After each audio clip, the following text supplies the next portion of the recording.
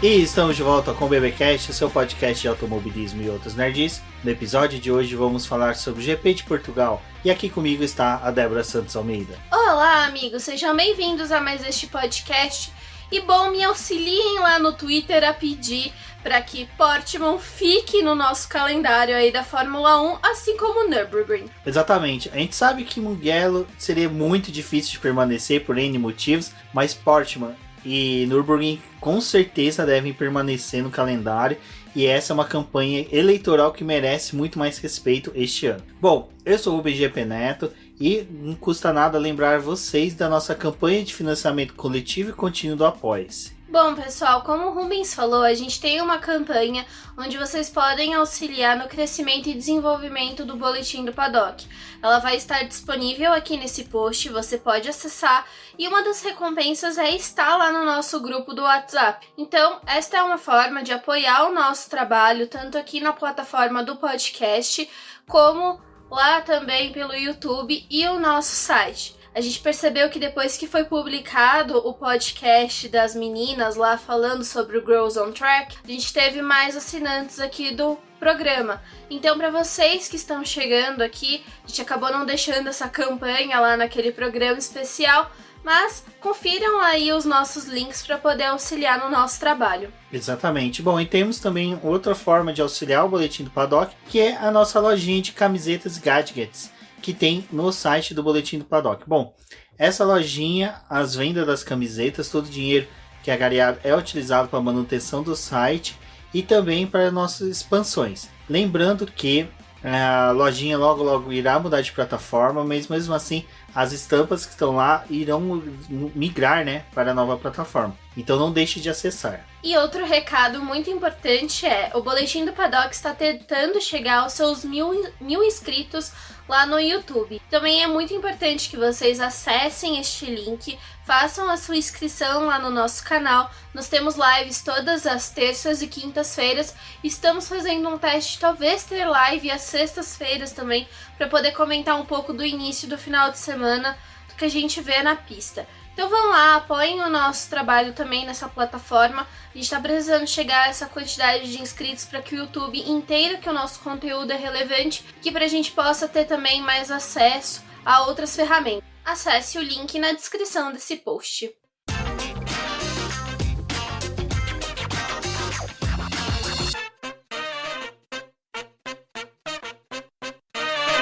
Bom, pessoal, foi interessante que quando a gente ficou sabendo que ia ter o GP de Portugal, o pessoal ficou muito oriçado, Todos os fãs ficaram felizes, principalmente quando foi dito que seria em Portimão. Foi até interessante que, assim, muita gente começou a pesquisar, saber sobre esse traçado, sobre o GP de Portugal, sobre a história rica, que é o GP de Portugal.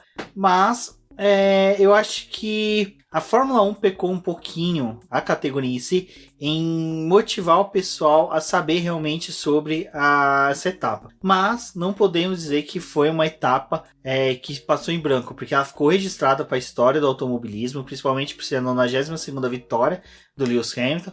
Mas, Débora, o GP de Portugal e o autódromo em si, ele é bem rico, é bem interessante. Sim, era um traçado que a gente ficou conhecendo, assim, mais ao longo desses dias, porque ele até foi mais explorado, tanto pela mídia quanto também pela Fórmula 1, que eles estavam ali realmente mostrando que era uma montanha russa, um sobe e desce, uma pista que tinha muito a agregar para essa corrida, e também tinha o fato de que ela poderia estressar bastante os pneus. Então, assim, acabou sendo uma pista que gerou muita expectativa para quem estava acompanhando, Acho que o traçado dela, talvez, até para mim, assim, acabou me lembrando um pouco Barcelona, mas quando a gente via realmente a parte, dela de subida e descida, esse fato dela ser uma montanha russa, ela era muito distinta do que a gente está acostumado a ver no calendário. Tanto que o pessoal falou bastante que ela lembrava os circuitos antigos, Acho que também lembra um pouco o Spa por causa dessa movimentação, mas era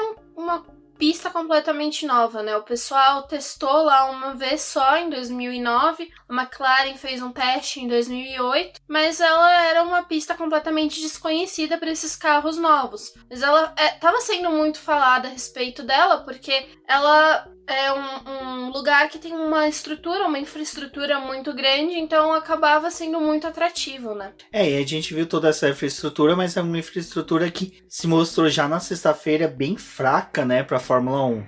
Realmente, né? Pecaram ali na situação de internet para poder fazer o mapeamento dos carros, faltou cabo, faltou algumas coisas aí, problemas estruturais, mas acho que é realmente aquela coisa, né? O Bernie Eccleston falava muito isso. A gente faz uma Copa do Mundo todo final de semana que a Fórmula 1 vai pra pista. E a estrutura realmente é de uma Copa do Mundo, né? Eles precisam mover muita coisa para que a corrida funcione, e ali na sexta-feira eles já mostravam o pouco desse lado que tava devendo aí, né? Bom, mas tirando tudo isso, tivemos, né, os treinos livres. E aí, Débora, já foi aquelas sessões, né, de escorregas, pilotos saindo da pista, rodando. Mas eu acho que dos treinos livres o que tomou mais áurea, assim, das discussões, pelo menos o que eu percebi, foi a questão dos limites de pista, né? Ali o pessoal da FIA simplesmente decidiu que não poderia fazer o que é normal numa corrida de Fórmula 1, numa corrida de carros,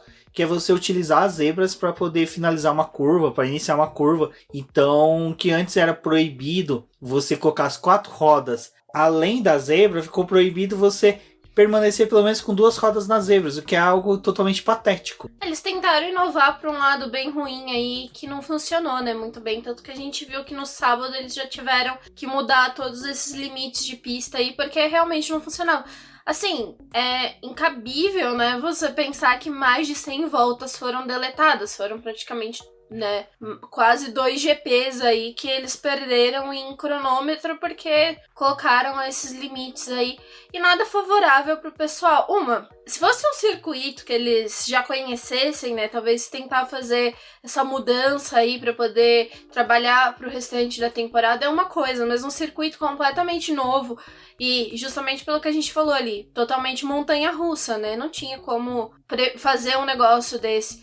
Eles praticamente estavam tentando enfiar um circuito de rua numa pista que não tem sentido fazer isso. Exato, e além disso a gente viu que assim, é uma questão de... A pista era nova, totalmente nova em todos os quesitos, até o asfalto era novo, ele foi recapeado em agosto e só foi utilizado agora, então não teve nenhuma preparação, não teve aquela maturação que a gente fala que o asfalto tem que ter para receber uma categoria, e receber uma categoria como a Fórmula 1 não é só ele poder deixar de ser verde, ele tem que ter categorias de base, regionais do país, para poder ter a limpeza do asfalto, né? Porque para quem nunca viu asfalto novo, acredito que poucas gente não tenha visto, mas vai que você é um indígena, mora numa tribo indígena que não tem asfalto, não se sabe, mas tem aquele óleo, aquele piche que ainda fica. Então isso daí prejudicava muito os carros de alcançar o grip. Então isso foi algo que, com essa limitação de pista que eles criaram, os pilotos não conseguiam saber até onde que eles poderiam ter o seu limite, até onde que eles poderiam extravasar numa tentativa de buscar uma volta mais rápida. E não só isso, né? O processo de maturação do asfalto, ele também não dura só 2, 3 meses, é algo que vai muito além. A gente tem outras pistas aí no calendário que sempre que a Pirelli faz o preview, ela fala, o asfalto tem 2 anos, ele ainda tá em processo de maturação, ele vai mudar a sua característica. Então, ano após ano, é pensado também nessa questão da escolha dos pneus, porque conforme vai tendo a maturação, ele também vai fazendo com que o pneu desgaste mais ainda. E aí, né, a Pirelli acaba pensando nesse quesito, às vezes até muda de um ano para o outro o tipo de composto que vai ser utilizado de acordo com essa evolução do asfalto. E a gente teve toda essa questão, a Pirelli ela trabalhou com a escolha dos pneus para esse final de semana,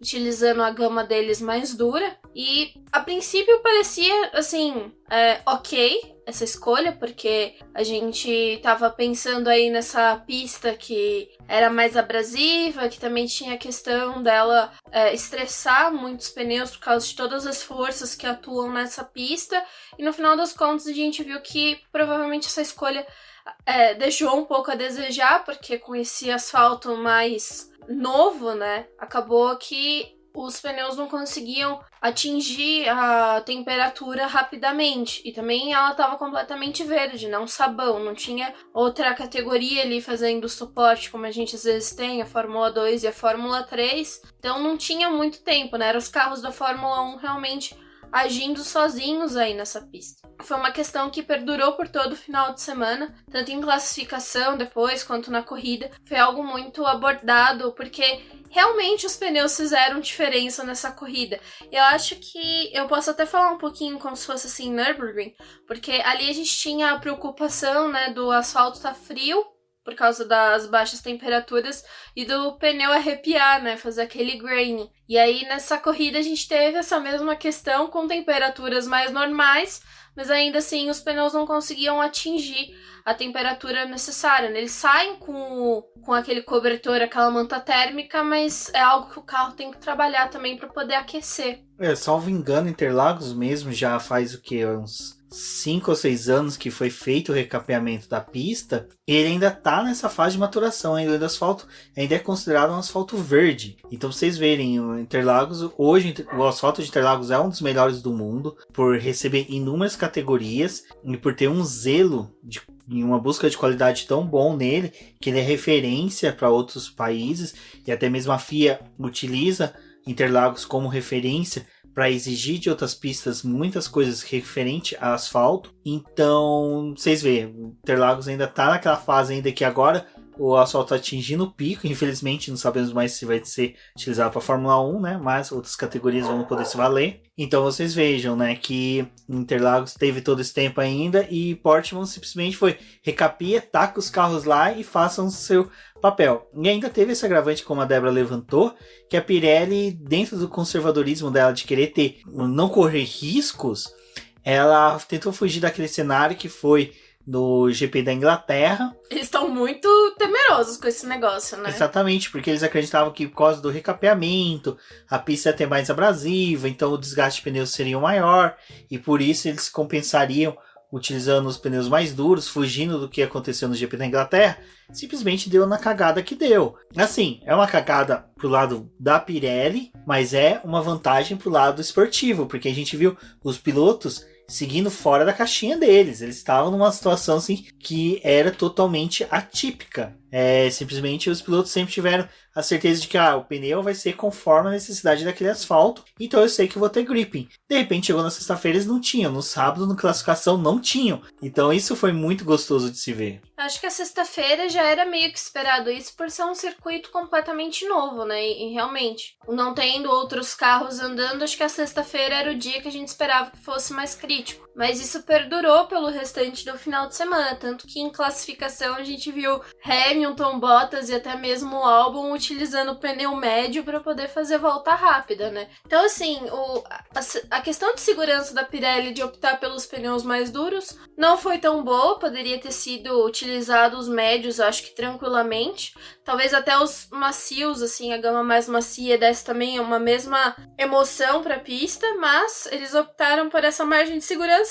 O que a 5, né, deu certo dessa vez, deu uma corrida bem interessante, porque cada carro estava trabalhando com o pneu de um jeito e cada um estava tentando encontrar o seu melhor desempenho, né, a melhor temperatura. Então, cada carro também funciona com uma forma, né? Uns gastam mais pneus do que outros, uns aquecem mais rápido do que outros. Também tem a tocada do piloto. A gente viu essa diferença ao longo do fim de semana. E também teve o fato da Pirelli, né? Que a gente já discutiu lá na outra live. Eu espero que vocês possam também assistir. Acho que é algo que até complementa para esse podcast, que a gente falou que eles testaram os pneus, né? Pro ano de 2021 nessa pista. Eles utilizaram meia hora ali do segundo treino livre para poder fazer esses testes. E uma pista completamente nova, essa questão que a gente já falou dela ter sido recapeada, assim, não pareceu o melhor momento para poder fazer esse teste nesse tipo de pista.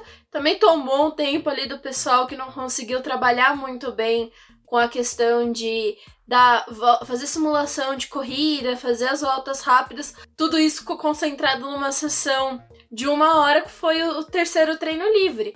Então, assim, esse fato deles não terem conseguido testar muito bem esses pneus e ter ido meio que às cegas, tanto para classificação quanto para corrida, acho que deu uma boa modificada nessa prova. Bom, e lembrando agora que, como a Débora falou, nós fizemos a live na sexta-feira comentando os 2 treinos livres de sexta. Então, no link desse post vai ter o vídeo, né, da nossa live, que participou até a Rafaela do Garoto da F1. E é interessante que lá a gente comentou bastante sobre os treinos livres, a gente deu uma explanada bastante interessante, né, sobre o que nós vimos na pista. Entre eles foi um incidente entre o Lance Stroll e o Max Verstappen, que nós vamos abordar um pouquinho mais à frente quando falarmos do mesmo incidente bem parecido que foi do Lance Stroll com o Lando Norris. Mas pulando, né, Débora, tivemos um treino classificatório bem interessante, porque é uma coisa que você até mesmo pontuou muito bem nas nossas conversas durante o final de semana, era a diferença, né, de tempo entre os pilotos, que não foi tão grande, eles não conseguiam abrir uma distância tão ampla, até mesmo até a questão da pole position do Lewis Hamilton ficou meio que aberta, até com chances até do próprio Max Verstappen disputar ela, e que foi algo bem legal. Eu gosto quando tem classificações assim, porque me lembra um pouco da Stock Car, né? Stock Car a gente vê os carros muito próximos aí, virando tempos assim, muito disputados, e realmente era o que era esperado, né, para esse final de semana. Não era tanto uma disparidade entre todo mundo, né? Teriam a chance de conseguir disputar mais perto ali, e realmente é o que a gente gosta da Fórmula 1, é isso, né? Fica definido nesse detalhe, esses milésimos que mostram o quanto que um piloto acertou um pouquinho mais do que o outro para poder determinar a sua posição. E nesse final de classificação, aí no no Q3, os únicos 3 pilotos que trabalharam em 1 minuto e 16 segundos foi o pessoal que estava disputando realmente a pole, né? Hamilton, Bottas e Verstappen. O resto ficou preso ali naquele 1:17, mas também muito próximos, assim, entre um e outro, né? E a gente teve uma boa classificação, acho que dá pra poder pautar isso. A gente teve essa questão dos pneus. Eu acho que o mais legal dessa classificação não foi o fato do cara ir pra pista e dar uma volta e guardar o carro. Foi realmente ficar permanecendo ali, dar 3, 4 voltas com o mesmo pneu para poder obter a melhor volta. E foi esse o fator determinante ali da pole do Hamilton, né? O Bottas, ele saiu para poder fazer apenas uma volta, para poder marcar a pole ali logo nessa decisão, porque ele já estava bem confiante por conta dos treinos livres, liderou tudo, o Hamilton teve um pouquinho de problema, e essa confiança dele acabou prejudicando ele no final, porque o Hamilton, ele saiu com chance de dar 3 voltas, deu uma volta que foi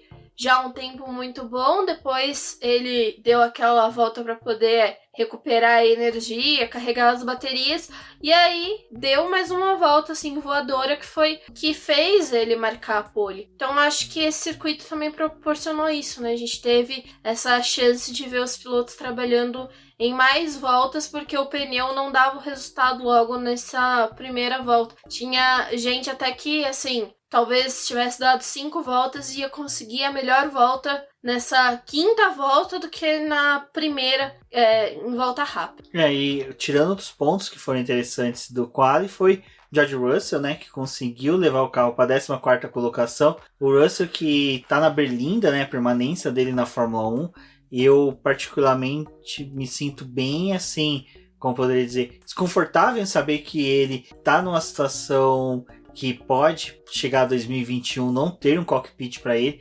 Ele é um piloto de muito talento, mas uma das críticas que a gente sempre teve era que tínhamos pilotos como Kevin Magnussen e Romain Grosjean obtendo cockpits ali que poderiam ser utilizados por outros pilotos mais capacitados. A gente saber que o Russell pode ficar de fora porque viria um piloto com mais dinheiro e o dinheiro sobressaria, né? Ficaria acima, né, do talento. É chato, mas, né, vamos torcer aí para que o Russell permaneça. Eu sei que a comunidade da Fórmula 1, pelo menos o pessoal que os brasileiros no Twitter, gosta muito e torce muito pelo Russell. Vamos permanecer nessa torcida para que ele continue no campeonato. Outro ponto que foi interessante pro lado ruim durante o treino classificatório foi a rodada do Daniel Ricciardo, que bateu e acabou não fazendo tempo no Q3. Eu acho que o fato do Ricardo ali ter batido, acho que não prejudicou tanto em questão de corrida. A corrida dele foi algo baseado em realmente o que aconteceu com todo mundo, né? Pneu e escolhas. Mas ele teve essa batida e não prejudicou ele, que ele não conseguiu dar a volta do Q3. Teve que largar da 10ª posição, mas não rendeu punição, né? Isso é a melhor coisa, porque a batida dele não foi tão pesada, mas, né, nunca se sabe. E no final, ele se classificou na 10ª posição, por não ter feito tempo no Q3. Largou uma posição à frente do companheiro, o Ocon foi 11º, o que no final refletiu também na posição deles na corrida. Então, os dois chegaram juntos, então tiveram avanços. O carro da Renault não se ajustou muito bem nessa corrida. Eu acho que a única coisa que a gente pode falar assim a respeito de Ocon e Ricardo é a questão de que o Ocon ele teve mais vantagem por ter largado com o pneu médio e permanecido mais de 50 voltas com o mesmo pneu, mas a Renault fez algo inverso, né, com o Ricardo. Ricardo ficou pouco tempo com os pneus macios dele, que foi realizado a classificação, parte do Q2, e depois ele também colocou os pneus médios para poder ir até o final da corrida. Exato. Bom, e agora já na corrida, né, Débora? Assim, o legal é que quando amanheceu o domingo que a gente ligou a TV para poder assistir a corrida, já tava com aquela previsão de chuva, mas é uma chuva que tá vindo desde lá da Hungria e nunca chega na Fórmula 1.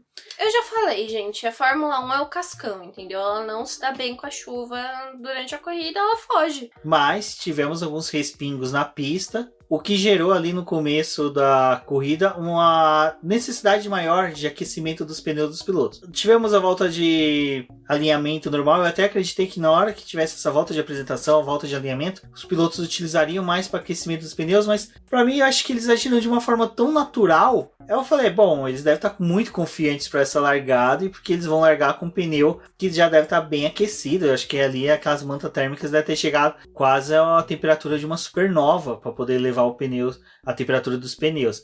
Mas não foi assim, já na primeira volta, né, da primeira até a 5ª volta, foi um festival de, sabe, lembrava a gente quando ele tava correndo na cozinha, nossa mãe tava lavando a cozinha, o piso tava molhado e era aquela coisa, sambando, tentando se manter dentro da linha reta para não bater em nada. A princípio, olhando ali para esse grid, né, quem tava largando de pneu médio parecia que tinha mais vantagem nessa largada. Porque, é o pneu que tá aquecendo melhor, é o pneu que tá gerando melhor aderência, então fulano tá largando com esses pneus, principalmente Hamilton e Bottas, levariam a vantagem, assim, tranquilamente. Fora o pessoal que largou do 11º até a 20ª posição, também utilizando o médio, né? Ali a gente tinha Raikkonen de macio, que parecia que não ia dar muito bom, e o Magnussen com os pneus duros, que também eram uma aposta, assim, completamente diferente. E o resto, vai se dar bem. Não, no final das contas a gente viu, né, que a gente tava esperando. Assim, esse final de semana em Portugal foi assim, tudo que você achava que você tinha de certeza morreu no momento que os carros começaram a andar. Então, assim, tudo aquilo que a gente falava no começo do ano, e não sei o que, e pneu e tal. Portugal falou, meu filho, aqui a gente vai trabalhar diferente, vocês que se viram aí pro resultado que vocês vão ter. E esse começo de corrida, acho que eu nunca escrevi tanto na minha vida, assim, tentando acertar todos os pontos pra poder trabalhar no texto. E olha, acho que eu ainda fiquei devendo pra poder falar de tudo que aconteceu ali, porque a gente teve o Hamilton fazendo a largada dele, né, fechando todo mundo pra poder garantir a primeira posição, e Bottas e Verstappen brigando ali por aquele segundo lugar, porque é algo que a gente já tá acostumado, né? O Verstappen, ele tem um jeito de largar, às vezes até melhor do que o Bottas, e o Bottas dá aquelas escorregadas. Escorregada tava dando mesmo porque, né, sabão. Virou sabão aquela pista, porque começou a pingar umas gotas bem filha da mãe, porque acho que ela pingava, assim, exatamente no lugar onde o pneu ia passar, sabe? Não é assim, tô chovendo aqui nas beiradas da pista. Não, era, o pneu vai passar aqui, eu vou pingar aqui mesmo. E depois a gente viu, né, toda aquela confusão ali, e o Hamilton tendo dificuldade, e o Bottas assumindo a liderança, a gente já ficou, o que aconteceu aqui? E depois o Verstappen cai porque bate com o Pérez, que o Pérez surgiu ali brigando. Assim, Pérez, ele teve uma boa classificação, apesar da gente estar vendo a Racing Point nessa questão aí deles de... Ele foi quarto, né? Não, quinto e o Stroll 12º. O pessoal até ficou brincando, né? O Lawrence Stroll não tá na pista, o filho desbandou, né? Tipo, fez o que quis na pista. Não, mas eu acho que não só isso, né? A Racing Point, ela teve aquele começo de ano, assim, magnífico e destaque em todas as corridas do começo do ano, começo da temporada, porque, né, lá no meio do ano, mas tudo bem, vocês entenderam. Tinha todo aquele destaque agora super apagada, né? A gente quase não vê, a gente só vê notícia de Coronga Racing. De resto, não, né? Sim, a gente tá vendo também, acho que na Racing Point, essa disparidade em alguns momentos, né? Essa corrida ficou realmente assim. E aí teve a disputa ali do Verstappen com o Pérez e na segunda volta já tava o Sainz na liderança. Tipo, o que aconteceu nessa largada? Porque aí quando a gente parou pra poder ver quem é que tinha tido o melhor desempenho, quem largou de pneu macio, exceto o Verstappen, né? Que teve o toque ali com o Pérez. Porque acho que do contrário, o Verstappen também teria sumido, né? Acho que para poder fazer frente à Mercedes, talvez teria sido mais... teria dado uma disputa melhor com o carro da Red Bull, mas aquilo ali acabou tirando ele muito do conforto de uma largada mais tranquila. E o outro ali, né, Raikkonen, a Fórmula 1 Twitter fica lá, Raikkonen tem que aposentar. A gente mesmo falou lá na live, né? Aposenta, Raikkonen, deixa os mais novos correr. Aí ele vai e fala, quê? Não. Eu vou fatiar o grid inteiro. O que o Raikkonen fez ali com aquele pneu, gente? O Kimi Raikkonen foi um samurai finlandês. Tipo, a pista tá gelada, é igual o asfalto da Finlândia. Facinho, faz babinho. rali no gelo. Cara que, tipo, aprendeu, foi pro colégio andando em cima de panela no gelo. Então, cara, a primeira volta do Kimi e a do Carlos Sainz foram perfeitas. Até eu vi um tweet de um cara falando o seguinte: quer provocar as viúvas do Ayrton Senna? Fala que a primeira volta do Sainz e a do Kimi Raikkonen foi melhor que Donington Park 1993. Não são comparáveis, mas que primeira volta desses dois caras. Primeiro que o Carlos Sainz, como a Débora falou, ele foi aproveitando as brechas e se valeu do pneu ser mais macio, mas só que o Kimi Raikkonen não foi se valer do pneu do composto mais macio. Ele simplesmente conseguiu dosar a aceleração com a pista tipo escorregadia. E quando todo mundo você via que tava tipo tentando segurar o carro, ele parecia que se valia da vantagem do carro estar escorregando para fazer as curvas, para fazer a ultrapassagem. Sabe aquela coisa sabe, é tipo um feeling que o cara tinha perfeito. Ele sabia o quanto que o carro ia escorregar e o quanto que ele poderia deixar o carro escorregar e segurar depois. A ultrapassagem dele sobre o Vettel, você percebe nitidamente que parece que o carro vai entrar no meio do Vettel. De repente não, o Kimi Raikkonen traz pro lado. E assim, o Kimi Raikkonen, ele não toca em ninguém. É algo sensacional. A leitura que o Raikkonen teve nessa largada, assim, é surreal. Porque ele realmente aproveitou para poder pegar todos os espaços ali e surgir, né, na pista. Tanto que ele chegou, assim, nos carros da Red Bull com muita força. Então, acho que foi uma largada, assim, incrível. A gente já falou em outros programas, né, eu repito às vezes, que é a questão das largadas do Giovinazzi também. Às vezes a Fórmula 1 divulga algumas das onboards dele de largada, ele também tem uma boa leitura para poder se livrar de batidas e afins, né? Apesar que nessa corrida ele acabou tendo um toque ali com o Vettel que foi mínimo, e eu acho que também acabou tirando ele um pouco do páreo para poder conquistar mais algumas posições, porque ele também largou lá do final do pelotão, mas também tinha ganhado boas posições depois da largada. Sim, essa primeira largada, as 10 primeiras voltas foram sensacionais. Foi um GP foi as 10 primeiras voltas, depois foi normal, mas só que assim, mesmo assim, a corrida inteira foi intensa.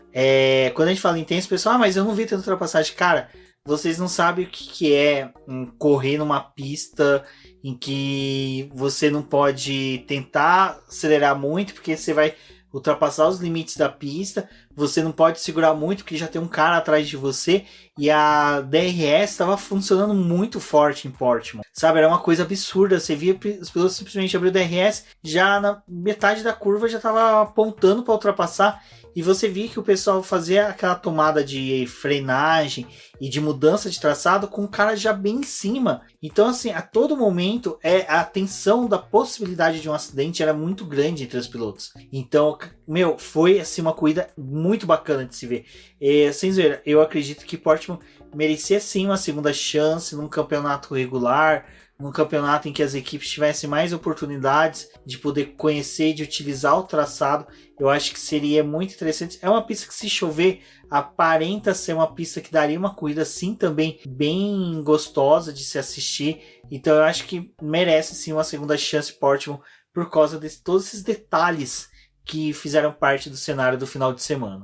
Foi uma corrida que ali na sexta-feira a gente estava um pouco temeroso com questão de safety car, até parecia algo muito certo da gente ter e não teve, né? E também não foi necessário a entrada de um safety car para poder provocar uma mudança na corrida que realmente fizesse falar, nossa, mas foi o safety car que mudou toda a estrutura da corrida, né? A gente teve uma corrida antes e pós safety car e nisso não foi necessário. A gente teve realmente 2 momentos dessa corrida, mas por questão dos pneus mesmo. O pessoal que largou de macio teve essa vantagem na largada, depois começou a perder rendimento natural do pneu também, caiu o seu desempenho. Enquanto os médios tinham atingido a temperatura necessária, o pessoal começou a recuperar as posições. Então, eu acho que essa foi uma das corridas, assim, talvez...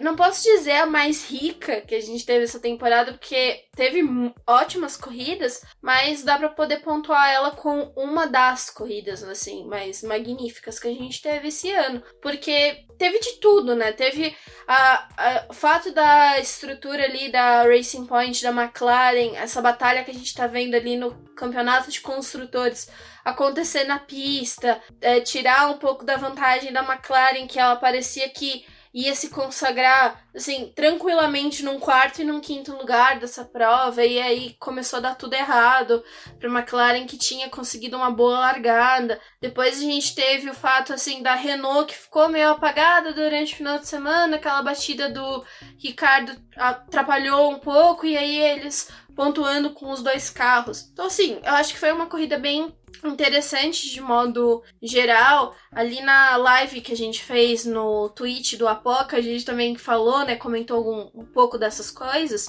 que também foi o fato do Gasly, assim, que tá vindo numa crescente, e aí ele surgiu na corrida, começou a ultrapassar todo mundo e terminar muito bem posicionado. Realmente, assim, foi uma corrida muito boa pro campeonato que a gente tá vendo, quanto em questão de disputa mesmo. É legal que você trouxe um nome, que é o do Gasly, mas eu acho que 2 destaques que a gente teve muito positivos. 3 destaques positivos nessa corrida. Foi o Gasly, o Pérez e o Leclerc. O Gasly, ele tá vindo fazendo realmente corridas excepcionais. Eu acho que ele tá muito limitado ao equipamento. Eu acho que se ele tivesse com uma Red Bull, ele conseguiria sim entregar muito mais do que o Albon está entregando. E depois a gente vai falar um pouquinho da disparidade entre o Albon e o Verstappen. Mas o Gasly, eu acredito que sim, ele é um material já pronto para ir para a Red Bull.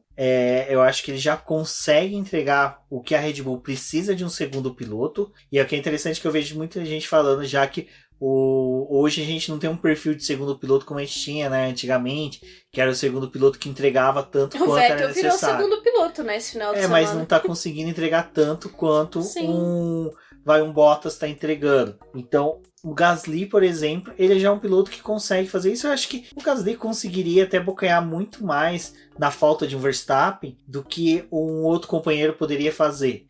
Eu acho que é legal esse debate, principalmente que agora que Pérez e Hülkenberg namoram essa vaga, né? Mas eu acho que seria interessante muito mais a gente ver o Pérez migrando para uma equipe como uma própria Williams, como uma própria Haas, do que indo para a Red Bull e segurando uma vaga que seria do Gasly. O Gasly ficar ali mais 2 temporadas na Red Bull, na AlphaTauri, sem poder ter uma perspectiva de migrar para a equipe da qual ele foi rebaixado. Eu acho que eu vou ainda manter o meu comentário a respeito do Gasly, mas em questão assim de que a Red Bull ela precisa mudar a mentalidade dela do segundo piloto que ela vai ter, porque ela dificilmente vai dar o equipamento igual pro Verstappen e pro segundo piloto, seja Albon, seja Gasly. Então, novamente, se um Gasly chegar ali na Red Bull, a gente provavelmente não vai ter, né, tão sonhado que a gente espera que aconteça na Mercedes, que é a briga de Bottas e Hamilton seja intensa, porque eu acho que não vai acontecer isso também numa Red Bull, em questão da gente ter, sei lá, que seja Verstappen e Gasly brigando. Acho muito difícil. Tá ali atrás com o Verstappen é uma coisa... Acho que assim, é surreal de trabalhar, porque a gente sabe que o cara tem a preferência dentro da equipe e também você não vai ter a mesma desenvoltura que aquele cara que tá do teu lado, né? Acho que é algo que acontece entre Bottas e Hamilton. O Bottas, ele é vencido por ele mesmo, pela cabeça dele, porque ele quer ser um Hamilton, enquanto ele deveria focar em ser o piloto que ele deveria ser. Então, acho que se o Gasly for pra Red Bull, pode ser que ele seja o piloto para poder ficar na 5ª posição, 6ª posição, mas ainda assim eu acho, sei lá, acho difícil, porque provavelmente a Red Bull não vai entregar a mesma coisa. E até vendo o Gasly, né, subindo aí, poderiam, mas dar aquela dúvida. E eu acho que assim, o Gasly, ele tá sendo irretocável na AlphaTauri. Tem também essa diferença que ele acaba mostrando pro Kvyat, mas o equipamento dele também acho que deve estar sendo trabalhado para ele, né? Então por isso que também ele tem essa vantagem aí de mostrar todo o talento dele, porque tá tendo uma equipe trabalhando para ele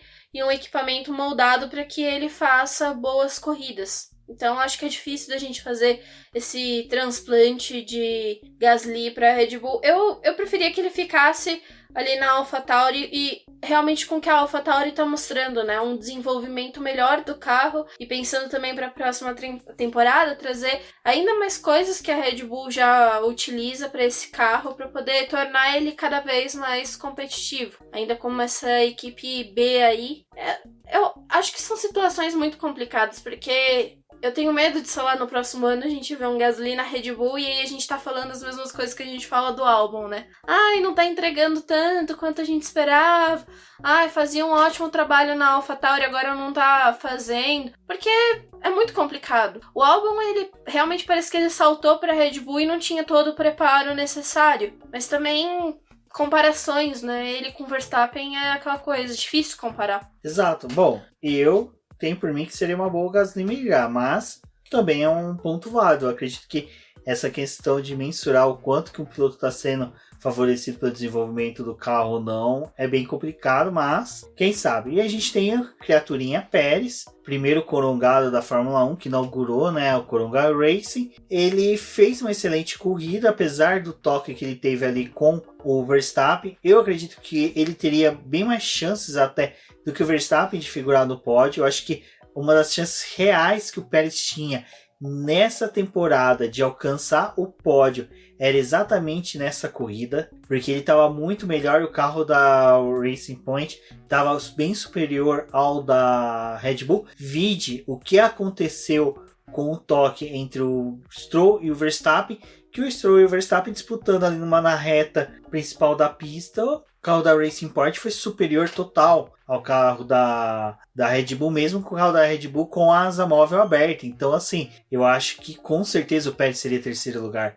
Foi uma pena ele ter batido ali, ter caído para último, mas fez uma excelente corrida ali, reestruturando toda a estratégia da equipe. E aí a gente já vê um ponto que foi falho da equipe, que ao trabalhar com essa estratégia que eles tinham, todas as equipes para o stint final optaram pelo composto mais duro, principalmente porque retornar para o composto mais macio seria um risco, porque os carros estavam estavam mais leves, então eles aqueceriam os pneus mais rápidos e assim os compostos mais macios teriam uma degradação maior. O que demonstrou ser verdade, que o próprio Pérez, faltando ali 5, 6 voltas, começou a ser devorado pelos adversários. Então eu acredito piamente que se tivesse acertado até essa estratégia final dele, ele teria conseguido chegar em quinto lugar, isso já é uma coisa que o Vettel já tem que ficar atento, que ele tem que levar todas as ideias de estrategistas que ele teve durante o ano na Ferrari e vai ter que levar para Aston Martin no ano que vem. Bom, e como eu falei aquela hora, a Débora levantou dois nomes, eu levantei o terceiro, que era o do Leclerc, e nessa corrida a gente viu realmente, eu acho que o Sebastian Vettel jogar a toalha de vez na Ferrari, falando, né, que o Leclerc estava em outro patamar, que não conseguiria chegar a esse nível de competitividade que o Leclerc estava conseguindo dentro do carro da Ferrari. Que não é realmente a mesma atualização que eles usam. Os dois não recebem, né, as mesmas atualizações, então isso é uma coisa até interessante. O pessoal, a Ferrari trouxe atualização. Sim, Leclerc recebeu, Vettel não. Assim, né, é difícil. Tá ficando cada vez mais difícil, sei lá, defender o Vettel, talvez, não sei. Eu acho que a defesa do Vettel a gente consegue só por um prisma. De que ele já tá com, tipo, o foda-se ligado. Então eu acho que ele já tá naquela fase que o Alonso tava na Ferrari quando ele tava terminando o contrato dele, que o Felipe Massa também quando tava terminando o contrato dele. Mas assim, realmente, né, a gente vê uma diferença muito grande entre os dois carros. A Ferrari, ela não tá, né, pra poder dar esse luxo de não ter os dois pilotos trabalhando juntos. Então eu acho que assim, né, mesmo que eles estejam entregando atualizações diferentes para esses dois carros, cara, é muito difícil ver o Vettel trabalhando para poder ficar disputando 10ª posição, assim. E a gente sabe que ele não é um piloto para essa última posição, mas que também tem momentos, assim, que parece que falta um pouco de esforço dele para poder conseguir algo melhor, assim. Então, sei lá, tá um final de temporada e um ano em que realmente, né, o relação dele com a Ferrari azedou completamente. Aquele podcast que a gente gravou lá com o Valese, falando sobre esses casamentos da Ferrari que no final acabaram dando errado, parece que realmente, né, assim, ele tá com o foda-se ligado, ele fala o que ele quer, o Binotto vai lá e fala mais o que ele quer ainda, e aí fica nesse chumbo cruzado e ninguém define de falar assim, olha, cacete, a gente tem que desenvolver os dois carros, porque ano que vem o Vettel não vai estar aqui, mas o Carlos Sainz tá vindo e a gente tá precisando de ponto e precisando, né? O que parece pra mim nesse quesito é que a Ferrari não quer realmente avançar no campeonato de construtores para poder ter aquelas horas a mais de túnel de vento. Então, mas aí essa semana eles falaram isso, né? Eles já planejaram as atualizações do carro até o final da temporada. Eles já estão focados no desenvolvimento do carro do próximo ano, porque vai ser o mesmo carro, mas tem que desenvolver peças, tem que, né, continuar evoluindo esse carro. Teve toda aquela questão lá que a gente falou de peças homologadas ao longo do ano. Então tem algumas coisas que tem que desenvolver logo porque vai entrar nesses prazos de homologação. E aí a Ferrari já tá com tudo isso traçado. E eles falaram, né, nessa última vez que não. A gente não tá contente com a posição do campeonato que a gente tá. Vamos tentar avançar um pouco mais e conquistar mais pontos. Mas aí você chega na classificação, é só o Leclerc que consegue classificar bem. O Vettel, ele não passa do Q2. E aí a questão ali também da corrida...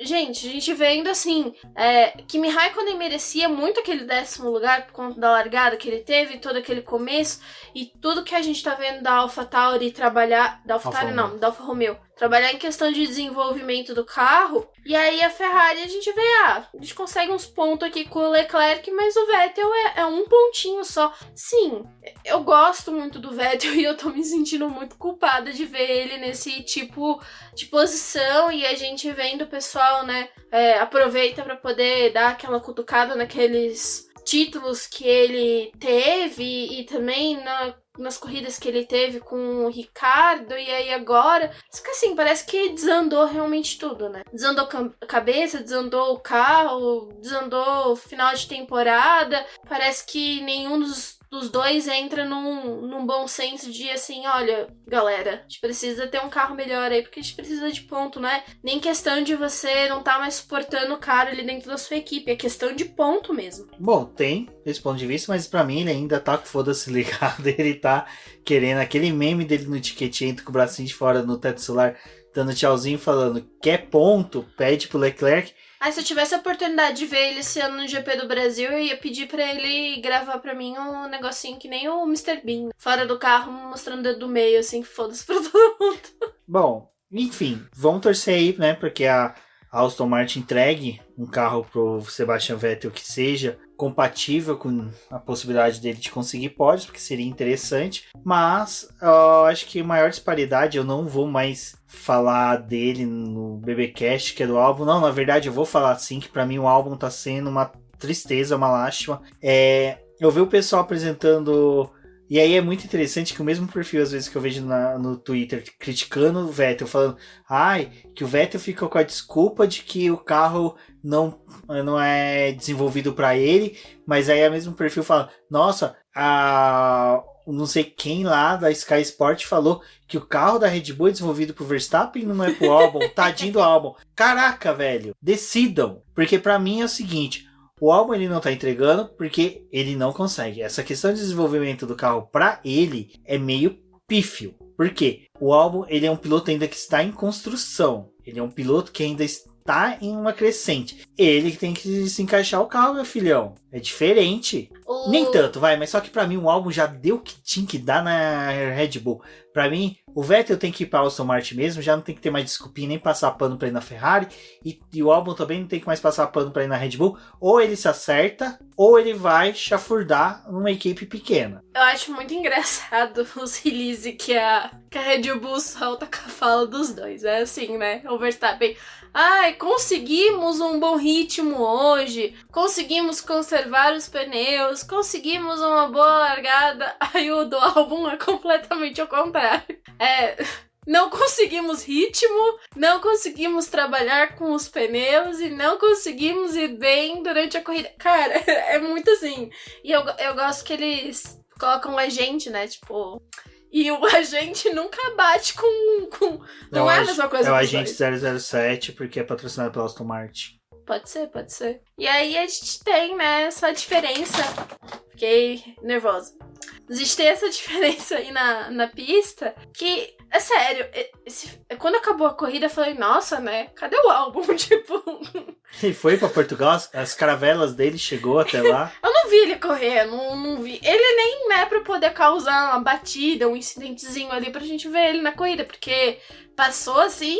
né, sem ser notado nessa prova. E aí, quando você vai ver o resultado, ele terminou em 12º. E você fala, o que aconteceu, gente? Que você largou entre os 10 e terminou ali, né, chafurdou realmente na lama. E, nossa, olha, é difícil. Porque a Red Bull, ela tá precisando chamar alguém da Mercedes ali pra poder vir trabalhar com o Albon e devolver ele na pista num momento que não tenha tráfego algum. Difícil porque ele não é o líder da corrida, né? Então fica mais complicado de devolver ele na pista num momento que não tenha absolutamente ninguém. Eles pararam ele voltou lá no final do grid, aí ele não consegue subir, escalar, porque ele chega no pessoal, demora muito tempo pra poder passar. No momento que o pneu tá bom, que é pra ele recuperar as posições e andar mais rápido, ele desgasta tudo, ficando atrás dos outros. E aí, né, no momento que ele fica livre do pessoal, ele já não tem mais pneu e é engolido por quem ele acabou de ultrapassar. Então, assim, difícil, né? Acho que, cara, é muito complicado. Tem umas coisas que eu tenho reparado nos meus textos do raio-x, que é algo que eu sempre... toda semana você acaba falando a mesma coisa, né? Do quanto que o Hamilton tá sendo grande, do quanto a gente tá vendo a história ser feita. Aí a gente volta lá e fala do Verstappen, do quanto que ele tá segurando a Red Bull, e aí fala do Albon que não conseguiu o desempenho dele. Então, assim, quase toda semana a gente bate na mesma tecla a respeito disso. Acho que é um assunto que até é difícil de você ficar, né, falando toda semana, porque acho que até o pessoal mesmo já tá cansado de escutar isso. Mas eu acho que faz parte, né? A gente não tem como fugir disso. Infelizmente a gente vai ficar batendo essa tecla da questão do álbum até ou ele se acertar dentro da Red Bull ou até ele conseguir Porque assim, o mínimo que a gente espera... um substituto à altura. Não, mas o mínimo que a gente espera, e aí, né, é o 7º lugar. na melhor das hipóteses, entre o primeiro e o 10º, é o 7º lugar pra ele. Ele deveria estar andando em 5º, né? Com o Verstappen, mas não tá. São muitos milésimos no caso dele, diferentes. é que assim, é engraçado que o Bottas entrega, sabe? O Lando Norris e o Carlos Sainz, eu acho que eles são bem compatíveis.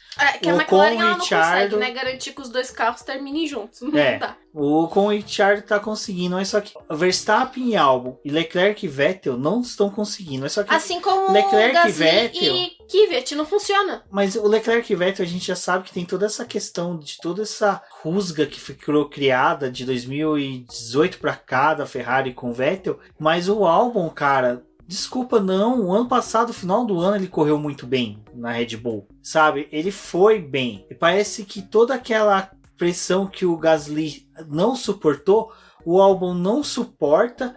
Mas a Red Bull tá sendo conivente com isso, tá assim, bacana, vamos manter o tailandês aí, porque tem acho que acionistas... eles já não tem muita opção, assim, a própria Red Bull, ela já...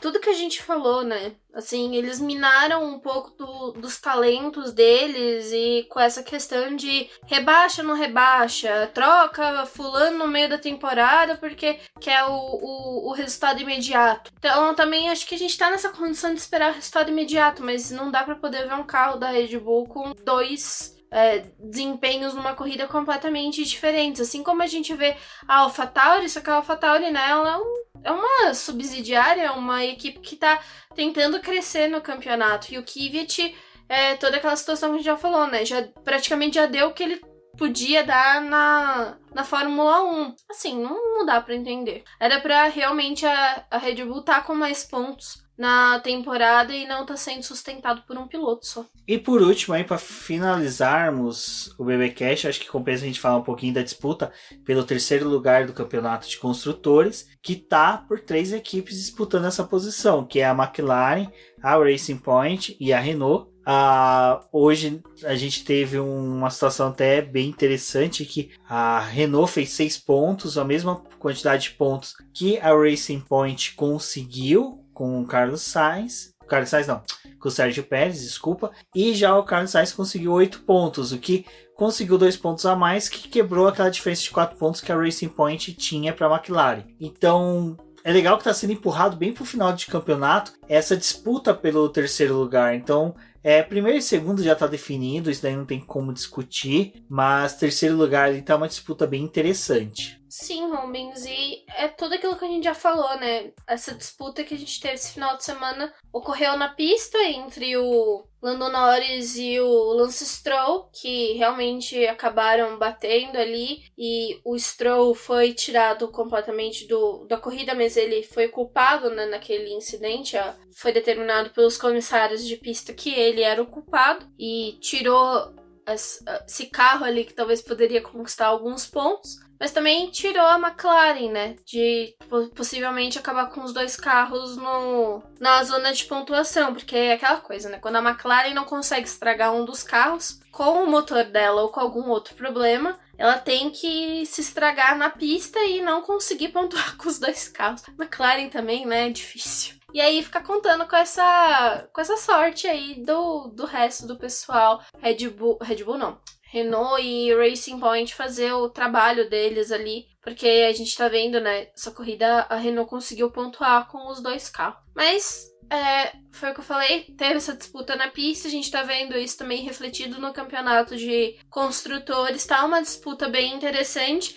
E é o deslize, né? O deslize de uma das equipes realmente para poder fazer com que a outra ganhe mais pontos. E qual dessas 3 vai conseguir terminar com 2 carros nesse grid dos 10 que pontuam. Então acho que é uma disputa bem legal, algo que deve perdurar ainda por mais e mais corridas. Talvez, né, no melhor dos cenários, a gente vê isso só se definindo lá em Abu Dhabi na última corrida. Porque a Mercedes, realmente, ela vai definir esse 7º título deles. A Red Bull aí com esse 2º lugar mesmo do campeonato de construtores, acho que também é algo que dificilmente vai perder. E tem essa disputa aí dos 3, porque a Ferrari também tá fazendo a corrida dela ali mais sozinha, dependendo também do que vai acontecer com a AlphaTauri no restante da temporada.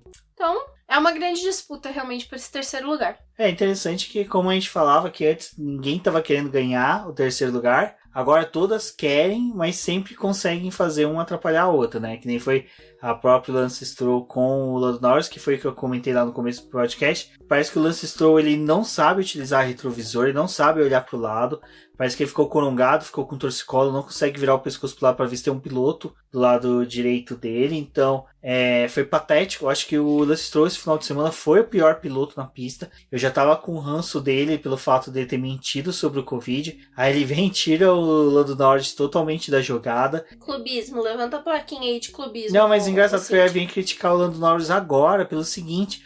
O Lando Norris não consegue, parece que ele não consegue fazer uma corrida de recuperação. Ele tem qualquer coisinha, ele fica lá para trás e esquece. A gente viu isso, salvo engano, foi no GP da Rússia, em que ele ficou lá disputando com o Russell e com o Albon no final do grid, que a gente até brincou, o pessoal, a turminha da Steam, o pessoal do streaming. E o Lando Norris ele tem essa péssima qualidade. Os carros da McLaren parece que não consegue fazer corrida de recuperação. Ficou com o álbum lá atrás de novo, né? Exato, então o Lando Norris eu acho que é um piloto que tem que melhorar nesse quesito de saber se recuperar em prova, porque o Sérgio Pérez conseguiu, né, se recuperar. Então eu acho que o Lando Norris, acho que ele fica muito nisso de não conseguir. Eu acho que o psicológico dele, sabe, fica em frangalhos depois dele cair no grid. Mas enfim, tirando isso, eu acho que essa disputa pela terceira posição vai ficar bem interessante. E é legal que a terceira equipe que está disputando ali, ela pode ainda perder a posição para uma Ferrari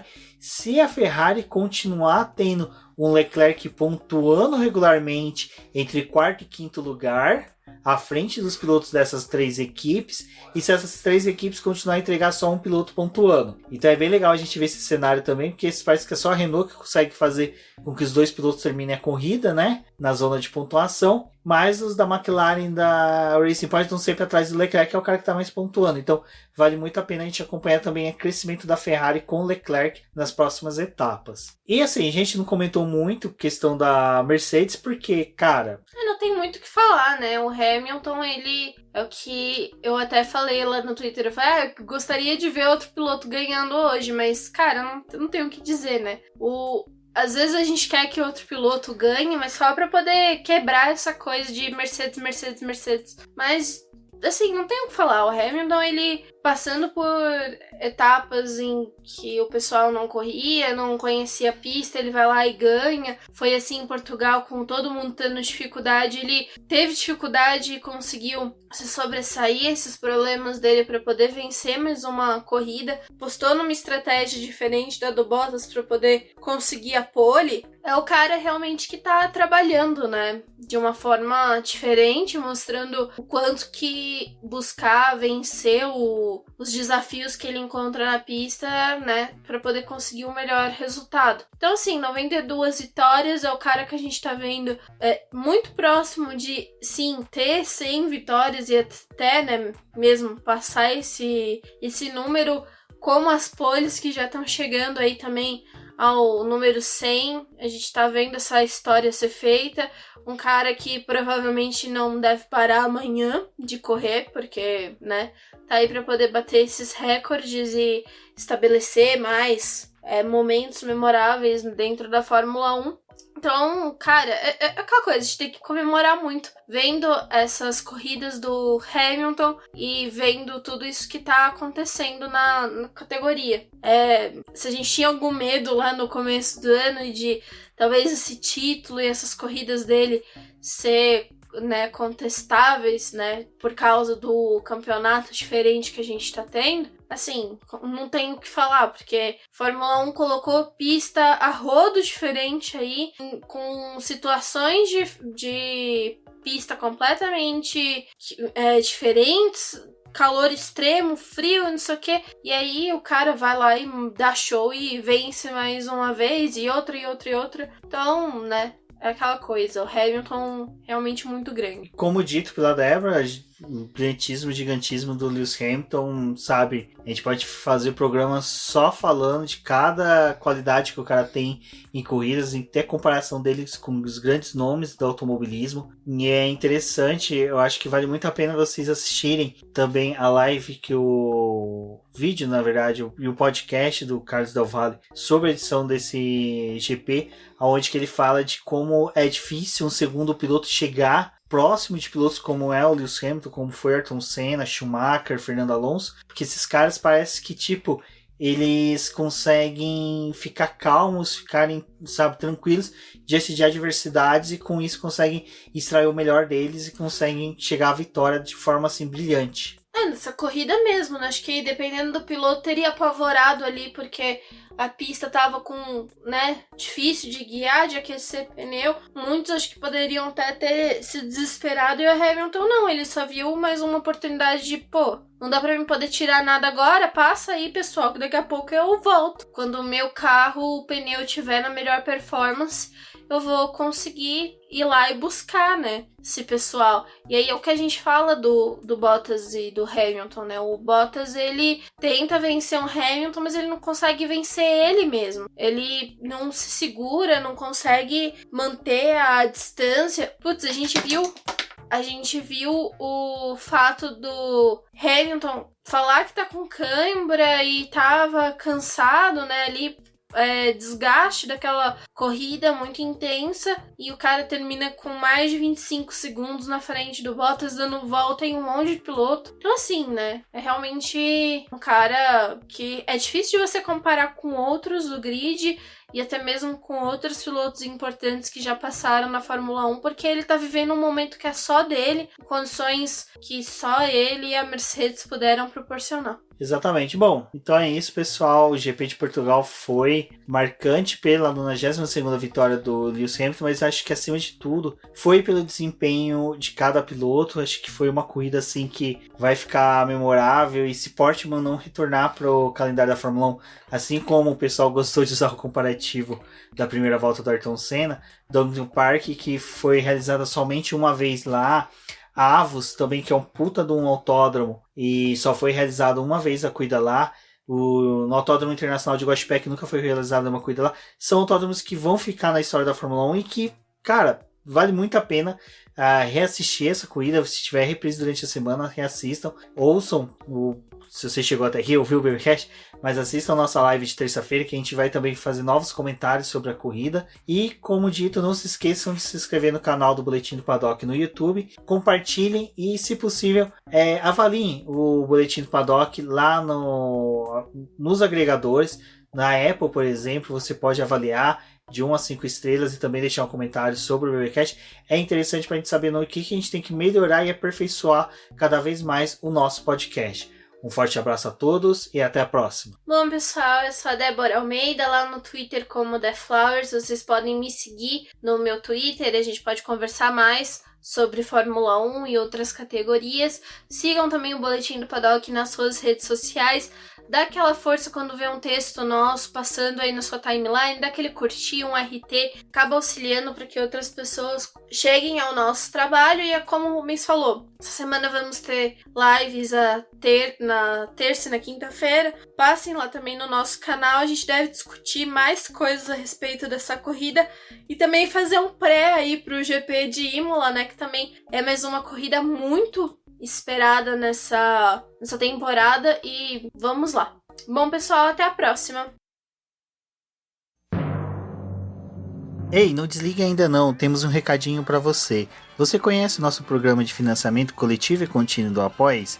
Ele funciona da seguinte forma: mensalmente você contribui com um valor para o Boletim do Paddock, e com este valor nós revertemos em edição e publicação dos podcasts BBcast, dos vídeos no YouTube e na produção das lives, bem como auxilia no desenvolvimento e no crescimento do site e também da nossa divulgação nas redes sociais, além de uma recompensa que é participar do nosso grupo do WhatsApp do Boletim do Paddock, onde que você terá um acesso mais ilimitado a todos os membros do Boletim, bem como você vai poder ter participações no BBcast, nas lives do Boletim do Paddock. Então fiquem ligados, nas publicações do BBcast e também nas lives do Boletim do Paddock no YouTube. Bom, agora segue a lista dos nossos queridos apoiadores, aqueles que auxiliam o Boletim do Paddock através da plataforma de financiamento coletivo e contínuo do Apoia-se. E são eles: Ricardo Bannerman, Maia Barbosa, Elezer Teixeira, Luiz Félix, Arthur Felipe, Rafael Celone, Will Mesquita, Antônio Santos, Rogério Froner, Helena Lisboa, Cássio Machado, Carlos Del Valle, Bruno Vale, Eric Nemes, Bruno Shinozaki, Alberto Xavier, Will Bueno, Ricardo Silva, Beto Corrêa, Fabrício Cavalcante, Arthur Apóstolo, Sérgio Milani, Melquiades Veloso, Micael Souza, Ezequiel Bales, Cineu Messi, Rafael Arilho, Rafael Carvalho, Fábio Ramiro, Lauro Vizentim, Maria Ângela, Thaís Costa, Rafa Catelã, Gia Casalec, Carlos Eduardo Valese, Tadeu Alves e Paula Barbosa. Muito obrigado a todos vocês que apoiam e financiam o Boletim do Paddock. E agora sim, vocês finalizaram e agradeço muito por terem ouvido o BBcast. Não esqueça de compartilhar e chamar seus amigos para ouvirem o Boletim do Paddock nas plataformas disponibilizadas. Um forte abraço e até a próxima.